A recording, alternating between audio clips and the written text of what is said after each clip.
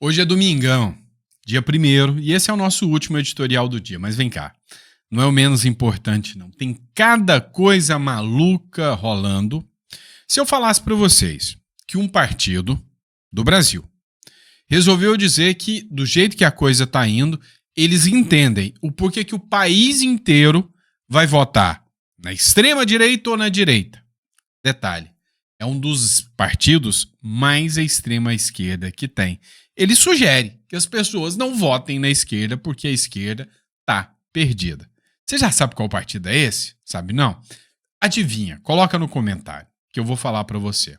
Outro caso que a gente vai falar também é sobre números, tá? Dados. Os dados são alarmantes e assustadores. E o próprio sistema, né? Sistema bancário, dessa vez. Eu não estou falando do sistema de STF, essa turma, não. Já está cobrando o seu preço pro Lula. Ou seja, eles já estão dando os sinais de que mais cedo ou mais tarde vão pular do barco. E provavelmente será mais cedo. Outro ponto também, nós vamos falar de uma matéria publicada na Revista Oeste, lá no Oeste Sem Filtro, se eu não me engano, lá do Pavinato. E aí eles falam, né, o quanto tem um plano, uma estrutura toda preparada. E esse caso do Eduardo Bolsonaro não é pro Eduardo. Vai além. Vocês vão entender o porquê. Também vamos falar da crise do INSS. Vem cá. A CNN fez uma pesquisa. E você vai me ajudar nessa até eu entrar na matéria. Nessa pesquisa, eles perguntaram se a fraude do INSS é por culpa do governo Lula, é por culpa do governo Bolsonaro, ou não é culpa de governo nenhum, é só o sindicato que é sem vergonha mesmo. Mequetrefe. E aí, qual você acha que é o resultado? Bolsonaro, Lula ou sindicato? E você vai votar para mim aí. Vai colocar no comentário. Quem você acha que é o responsável? Vai colocar. A culpa do roubo no INSS é do... 3 pontinhos. Lula. A culpa do roubo no INSS é do... 3 pontinhos. Bolsonaro. A culpa do INSS é do... 3 pontinhos. Sindicato. Coloca no comentário que eu quero saber. E por fim, mas não menos importante, uma situação vexatória. Eu gosto muito de circular por alguns canais de figuras que eu vejo que tenha um conhecimento jurídico muito bom. Eu gosto de ver os canais do Jeffrey Chikini, do próprio Deltan Dallagnol. E hoje o Deltan Dallagnol fez um vídeo que eu tenho que comentar isso com vocês. Eu tenho que fazer uma fofoca com vocês. É coisa de fofoca, tá? Imagina, você geralmente estuda, se prepara para ser alguém na vida. De repente, se o seu professor te dá uma aula de direito, igual eu sou formado em direito, né? Imagina se o seu professor dá uma aula de direito falando, você é um lambão. Pois é. Deltan Dallagnol mostrou isso em relação aos ministros do STF, em especial um professor do ministro do Supremo, Alexandre de Moraes. Como diz o Deltan Dallagnol, lavou a alma dos brasileiros. Vamos falar sobre isso? Então, bora pra cima, vamos acelerado, que hoje eu tô me sentindo o próprio Ayrton Senna. Então vamos pra cima? Não esquece de se inscrever no canal, curtir, compartilhar, coloca tudo aí, tá? Bora pra cima, chegar a 2 milhões de seguidores. Bora! Vem cá, responde pra mim. Você, em 2026, na hora de escolher um presidente ou deputados e senadores, vai votar em alguém da direita, do centro ou da esquerda? Porque um partido de extrema esquerda, que é o Partido da Causa Operária, ele fez uma publicação que chocou a turma da esquerda. Parem as máquinas, break news. Depois de ter dado vários lampejos de sensatez, o Rui Pimenta, que é o presidente do PCO, já falou que entende que o STF está perseguindo o Bolsonaro, que o PT está destruindo o Brasil e que do jeito que está a esquerda vai mal. Mas olha a postagem do Partido da Causa Operária, do PCO, Partido de Extrema Esquerda. Essa é para arrancar a unha do dedão. Presta atenção. Do jeito que a coisa vai, o país inteiro vai apoiar a extrema-direita ou a direita. Porque não dá para apoiar o pessoal que fala em nome da esquerda. E aí, ele fez essa postagem defendendo o Ciro Gomes, pessoal. O Ciro Gomes já soltou o verbo, vai se juntar ao Bolsonaro e ao bolsonarismo para dar um chute no traseirinho do governo Lula. O Ciro Gomes. E aí já tem o Walter Rebelo, já tem uma turma que tá saindo da esquerda, que não é a esquerda lulopetista, e tá falando, quer saber? A esquerda perdeu a conexão total com a realidade, a esquerda já acabou, tá na hora de pular desse barco furado. E aí, vocês concordam com o PCO ou acham que o PCO tá doido? Qual o seu comentário? Mas vamos lá, pessoal, vamos falar de números, de dados. Olha isso aqui, é literalmente assustador. O país nunca teve tantas empresas e consumidores com dívida em atraso. Essa matéria foi publicada há 10 horas atrás. Literalmente, o Brasil está entrando em colapso total. O governo Lula, ele divulga alguns dados. A grande questão e o grande problema é: você confia nos dados que o governo Lula apresenta? Porque diz ele que está tudo bombando, que a economia vai bem demais. Mas olha só esse dado apresentado aqui pela Gazeta do Povo, parceira aqui do nosso canal. A inadimplência alcançou níveis históricos no Brasil. Nunca houve tantas empresas e consumidores com contas em atraso, ou seja, a inadimplência bate recorde. É o reflexo do governo do PT. Quem não lembra em 2016, né, depois do Minha Casa Minha Dívida, depois dos bancos com taxa de juros de 180% ao ano, ferrando todo o brasileiro? Pois é, a situação acentua os desafios econômicos que o país enfrenta em 2025. Juros elevados, pressões inflacionárias persistentes e incertezas no âmbito econômico. Dados do Serasa, pessoal, não é dado de qualquer um, não, é dado do Serasa. Dados do Serasa mostram que em abril, 76,6 milhões de brasileiros estavam inadimplentes, com atraso de 90 dias ou mais. O número, que corresponde a 47,1% da população em idade ativa, é o maior desde o início da série histórica em 2016. As dívidas somam 457 bilhões de reais. O brasileiro é um povo, eu ia falar uma outra palavra, mas tomem como fedido, trocando o E pelo U, tá um povo fedido. Literalmente. Né? Por quê? Porque ao que depender, cara, você trabalha até ontem. Você estava trabalhando só para pagar imposto. Para pensar. 1º de junho. Até agora você trabalhou só para pagar imposto para o governo. Nada do que você fez até agora, desde o dia 1º de janeiro, é seu. É tudo do governo. Deu para entender? E aí agora vem o governo ajudando bancos, taxa de juros lá no teto, inflação correndo, tudo que você ganha. Estamos fadados a ser um país de miseráveis. E o governo continua da forma que tá. Tá ruim, hein?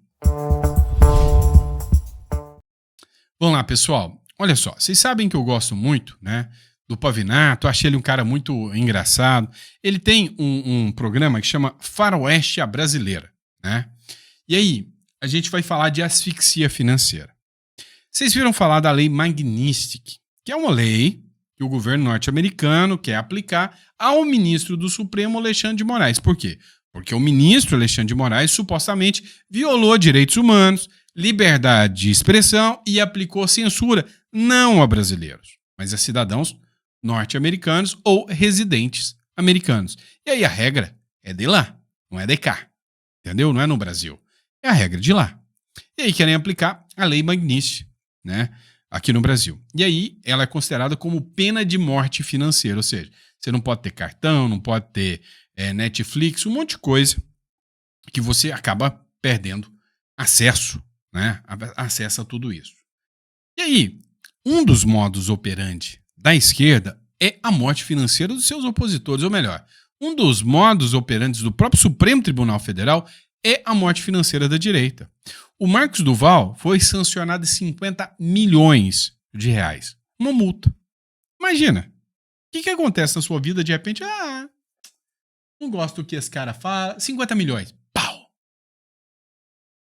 Cara Zambelli, condenada por causa do suposto negócio de um hacker. De um hacker, uma multa. 2 milhões. Pá! Deu pra entender? É absurdo, não é? PL questionou a lisura do resultado eleitoral. 22 milhões. Então, é o modus operandi. E aí vem a galera da revista aqui, Faroeste Brasileira, da revista Oeste, e fala, olha, vocês estão assistindo esse negócio que está acontecendo contra o Eduardo Bolsonaro? Balela. Querem pegar é o Bolsonaro. Escuta. Essa notícia escancara uma perseguição política. E nesse contexto há várias estratégias. Uma delas, asfixia financeira. Repare que estão tentando encontrar alguma forma de bloquear os bens de Jair Bolsonaro. Isso é uma forma de asfixia financeira, usando um argumento ridículo, como bem falou Ana Paula, um pai financiando um filho. Isso é a coisa mais ridícula do mundo, você questionar isso. Se estivessem questionando a origem do dinheiro do Bolsonaro, levantando alguma suspeita, vá lá que fosse investigado. Mas não é nada disso.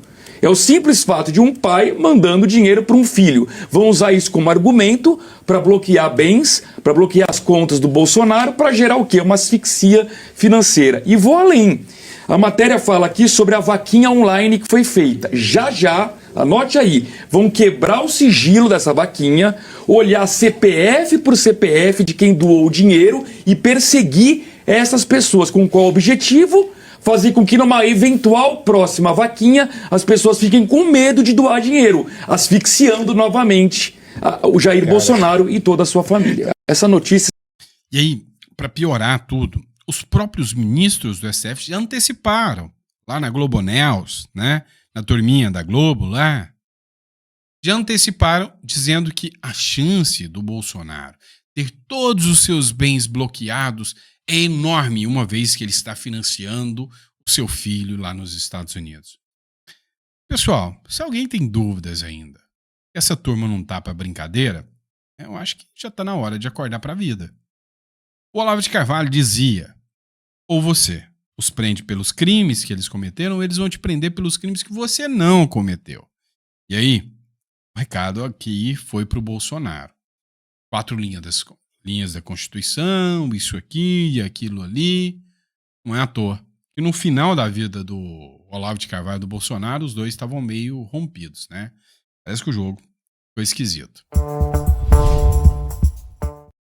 Vamos lá. Você respondeu minha enquete? Você acha que o roubo do INSS foi por culpa do governo Lula? Conivência. Foi por culpa do governo Bolsonaro? Conivência. Ou foi por culpa só dos sindicatos e nenhum governo tem nada a ver com isso? Essa pesquisa foi feita e divulgada pelo próprio jornal CNN. E aí o CNN falou o seguinte, olha, a maioria acha que foi o Lula, tá? Dá uma olhada aqui.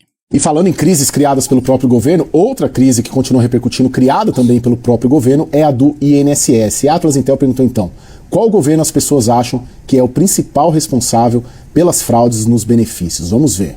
58,1% acham que a responsabilidade da crise do INSS é do governo Lula. 34,5% dizem que é do governo Bolsonaro. Veja que é quase o dobro, tá? 58, quase 60 é o Lula, 34 é o Bolsonaro. Ou seja, não conseguiram fazer com que o discurso colasse. E o triste é esses 34 aqui ainda acreditar que é o governo Bolsonaro. Mas escute. 3,4% acham que é do governo Temer, 0,1% citaram o governo Dilma e 3,4% acham que a culpa não é de nenhum governo. E 0,5% não soube opinar. Mas eu queria puxar contigo isso, Andrei, uma crise criada pelo próprio governo, outra crise e próxima a outra.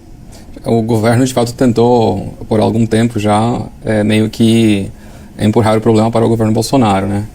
Tiveram essa tentativa e trabalharam um pouho na comunicação a partir disso, capitalizando acima de um fato, que a fraude tinha, de fato, se iniciado durante o governo Bolsonaro. E parece que isso não funcionou. A opinião pública não comprou essa tese. Não sei se pesou o fato de que, de fato, a maior parte da quantia de dinheiro roubado foi dentro deste governo, não no anterior, ou simplesmente foi uma questão de comunicação desse assunto, mas em termos da opinião pública me parece que ela está bastante cristalizada. A culpa ela está hoje em dia com o governo Lula e pesa negativamente, como a gente viu, e bastante na aprovação do governo. No momento em que talvez a única pauta para a aprovação melhorar, a gente viu isso na pesquisa de abril, era justamente uma certa melhora das expectativas econômicas, a queda do desemprego, né? Então essa pauta do IOF junto com o INSS basicamente bate de forma contundente na única pauta positiva, né? Me parece que o governo tinha em termos de recuperar a aprovação, visto que não há outros assuntos, outros ministérios com boa aprovação no governo Lula. Tem alguns com uma péssima aprovação, a questão da segurança pública, por exemplo, mas em geral, tirando a pauta econômica, também não há muito de positivo em termos das pesquisas que a gente vem realizando. Resumindo, né? Se 58% é o resultado da pesquisa, eu acredito que é mais de 80%, tá? Eu não acredito muito nas pesquisas, não. Agora, a grande questão que fica aqui, que a gente tem que parar para pensar, eles já assumem que as únicas coisas que poderiam ter de positivo no governo, recuperação econômica, PIB, não deu. O gasto exacerbado, não deu. Aí, você para pensar, como que 34% das pessoas acreditam que o governo Bolsonaro ia liberar 6 bilhões para sindicatos esquerdistas, inclusive ia liberar para o sindicato do irmão do Lula. A troco de quê? Qual a vantagem? Qual a vantagem de liberar dinheiro na mão de opositores políticos? Não faz o menor sentido. Quem disse em palanque que visita com tag todo ano foi o Lula. Então, cá entre nós, é difícil, muito difícil se acreditar nesse discurso aí da galera da esquerda. Mas vamos lá, pessoal, vamos falar do Hugo Mota. O Hugo Mota já deu o seu parecer, ele tá com a esquerda. Sabe o que é o brabo disso? O que é o canseira disso tudo? O canseira disso é que teve uma época aí que tava todo mundo lá, porque o Hugo Mota, né, o Bolsonaro sempre sabe o que faz, tem que apoiar o Hugo Mota vai apoiar a anistia, ele já fechou o acordo. Engabelou um monte de gente. A verdade é que essa foto aqui é o retrato do Hugo Mota. Lula, né? Abre aspas. O Lula teve um evento agora, domingo, com o Hugo Mota, né? Essa publicação é de 1 hora atrás. Abre aspas. Se eu tiver bonitão como eu estou, né? Além de tudo é míope, né, o Lula. A extrema-direita não volta, diz Lula em evento do PSB. Só se não tiver voto. Que eu acredito também possa acontecer no Brasil. Não duvido mais nada dessa república tupiniquim. Mas todos os cenários possíveis mostram o Lula sem qualquer apelo popular. Lula compareceu ao Congresso do PSB, que oficializou o prefeito de Recife, João Campos, como presidente nacional do partido. No evento, o presidente aproveitou para fazer alguns comentários. E aí, vamos só lembrar uma coisinha? Foi nesse mesmo evento que o presidente do PSB, que deixou o PSB, afirmou que a Dilma Rousseff usava a BIM para fiscalizar o Eduardo Campos, que é o pai do João Campos, que caiu de avião, você lembra? Tem toda uma polêmica, uma teoria da conspiração, lembra disso? Ele criticou a interferência dos Estados Unidos em assuntos brasileiros, defendeu o ministro Alexandre de Moraes, do Supremo Tribunal Federal, e fez um apelo por maioria governista no Senado nas eleições de 2026. Para quê? Defendeu Moraes. Lula também demonstrou confiança no seu desempenho político.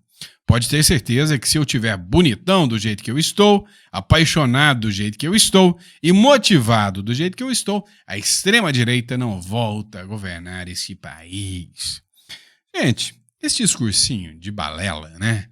Discursinho de botiquim não convence mais. É só ver a quantidade de gente que vai pra rua de forma espontânea. Né? Por quantidade de gente que vai estar nos eventos aí da galera da esquerda. E aí, o retrato do Hugo Mota sai aqui, ó. A hora que o Hugo Mota começa a falar, a galera lá, né? A militância vibrante, como diz o Hugo Mota chamou a militância de militância vibrante. Galerinha da Mortadela começou a gritar sem anistia.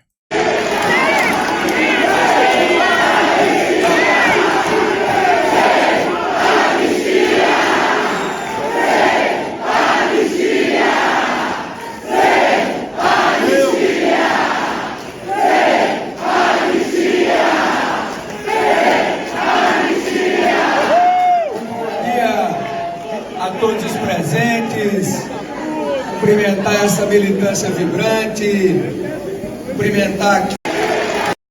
Pois é, pessoal. Do lado da Janja, cumprimentando essa militância vibrante. Deu para perceber que foi um tiro no pé esse negócio de apoiar o Hugo Motta. Porque apoiando ou não apoiando, é isso aí, o resultado é esse. O cara tá do lado da esquerda. Vamos lá, pessoal. Mais uma aqui. Eu tô avisando para vocês que a turma da Faria Lima já conta com o Lula fora quase que no primeiro turno. Olha só, Morgan Stanley é uma das grandes investidoras da Bolsa. A Faria Lima já acena para a saída de Lula em 2026 e ações podem disparar. É o seguinte, o mercado financeiro está olhando além da Selic e já começou o ciclo de eleições de 2026.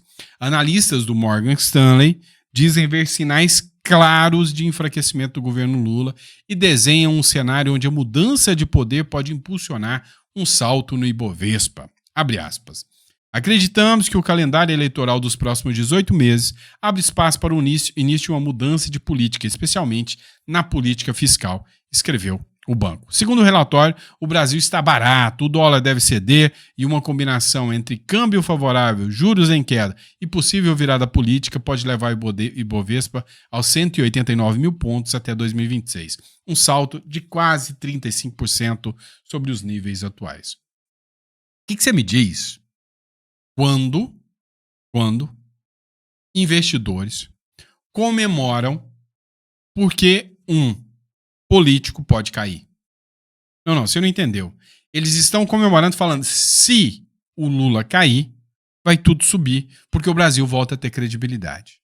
Agora, se o Lula fica mais 4 anos, sai do Brasil, corre atrás de um outro caminho, de uma outra visão, porque o bicho, né? Aí já não tem mais solução. Aí o bicho já pegou. Vamos lá, pessoal. Falei para vocês sobre a matéria que eu vi o Deltan Dallagnol falando e eu achei interessantíssima. E aí eu fui pesquisar. Toda matéria que eu vou falar, eu paro para pesquisar, trazer informações novas. E ele trouxe uma matéria do Conjur, né, que é um site jurídico, onde um professor do Alexandre de Moraes, da USP, mas deu uma lavada tão grande no STF, mas lavou a alma de muito brasileiro. Chamou o STF de tribunal de exceção, falou que os ministros estão perdidos, não respeitam a Constituição, dá aquela lavada. Mas aí eu achei essa matéria da Revista Oeste também, dá uma olhada. Professor emérito do direito da USP critica a posição atual do STF. Para o Manuel Gonçalves Ferreira Filho, defesa da democracia deve ser feita com base na Constituição e não a revelia dela. O STF chegou com um discursinho de vamos defender a democracia, mas no final das contas a única coisa que eles fizeram foram abusar da democracia, sem observar a Constituição. Em artigo publicado no portal Consultor Jurídico, na última sexta-feira, o professor emérito da Faculdade de Direito da Universidade de São Paulo, Manuel Gonçalves Filho, expressou preocupação sobre o papel atual do Supremo Tribunal Federal como guardião da Constituição. Você está vendo que cada vez mais juristas sérios começam a falar dos arbítrios e abusos do Supremo? Segundo o jurista, a Corte tem assumido funções que extrapolam os limites estabelecidos pela Carta Magna de 1988. Dessa forma, compromete a imparcialidade e a segurança jurídica do país. Grandes responsáveis pelo buraco que o Brasil está vivendo é o Supremo Tribunal Federal e a insegurança jurídica que eles causam aqui no Brasil. Ferreira Filho destacou que o STF, conforme o artigo 102 da Constituição, não tem como função a guarda das regras nela contida. Ele enfatiza que essa função é vital para assegurar a supremacia da Carta, né, que garante as liberdades fundamentais e que limita o poder estatal.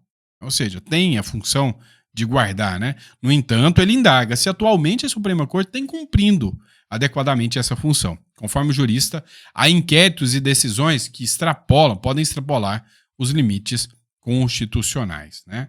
E aí é interessante, porque a matéria do Conjur é essa aqui, ó.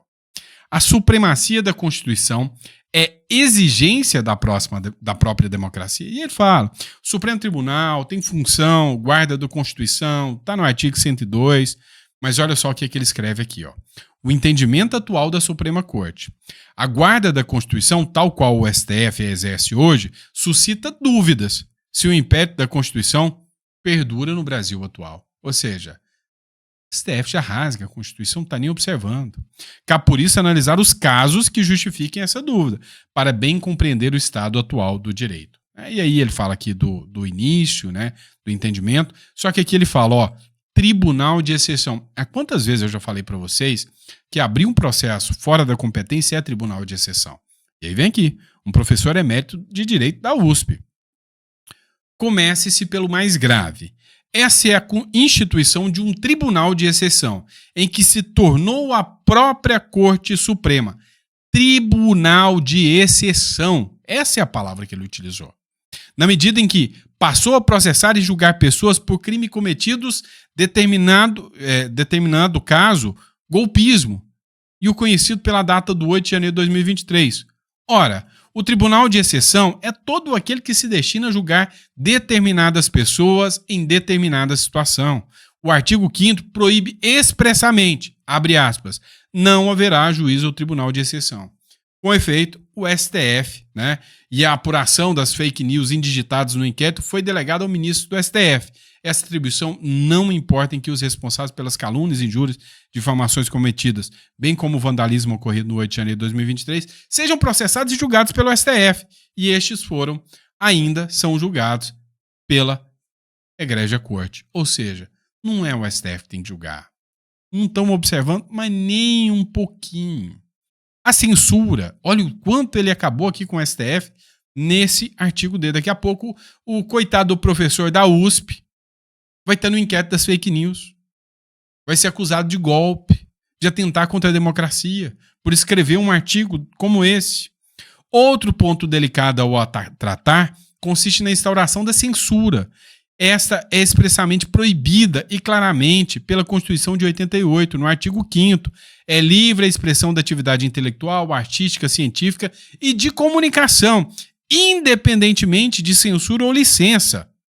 E no artigo 22 está o caput, a manifestação do pensamento, a criação, a expressão e a informação sob qualquer forma de processo ou veículo não sofrerão qualquer restrição, observado o disposto nessa Constituição. E aí ele fala da Declaração Universal dos Direitos Humanos, ou seja, sabe aquilo que o STF, que o governo Trump está falando, que há violações da liberdade de expressão, que há violação dos direitos humanos? O professor da USP acaba de confirmar tudo isso aqui. Do estado de coisas inconstitucional. Outra inconstitucionalidade em face da Constituição impositiva tem sido vistas em decisões que invocam o referido estado de coisas constitucional, expressa ou implicitamente. Nelas, invade-se a competência do Legislativo, Executivo e até impactam a forma federativa do Estado brasileiro. Com efeito, editam normas e ações de competência do legislador e ações da competência do administrador, o executivo, inclusive, que cabem ao Estado federado. Nisto, violam os princípios pétreos da Constituição, do artigo 60, parágrafo 4º, que é o que a gente chama de cláusulas pétreas. São as cláusulas que são imutáveis, ninguém pode sequer encostar nelas. E o STF, eles não encostam, né? Eles humilham elas. Eles jogam elas na lata do lixo. Argumento da emergência. Tudo isso justifica o implícita. Deverem-se essas coisas de inconstitucionalidades a uma situação de emergência que ameaça a democracia. Não convence. Ele aqui mesmo fala que não convence. A declaração de inconstitucionalidade como decisão coletiva, ou seja, cara, ele aqui, para quem é da área do direito, simplesmente falou o seguinte: não existe mais Supremo Tribunal Federal imparcial e justo no Brasil. Sinceramente, o absurdo, o arbítrio que foi exposto aqui pelo professor mostra que o Brasil está acordando tarde demais. Daqui a pouco professores como ele não vão poder nem abrir a boca. Essa é a realidade dos fatos, tá bom? Obrigado, pessoal, por acompanhar mais um editorial nesse domingão abençoado. Deus te dê uma mesa farta, repleta de bênçãos para você, para toda a sua família. E a gente se vê já no próximo editorial. Grande abraço.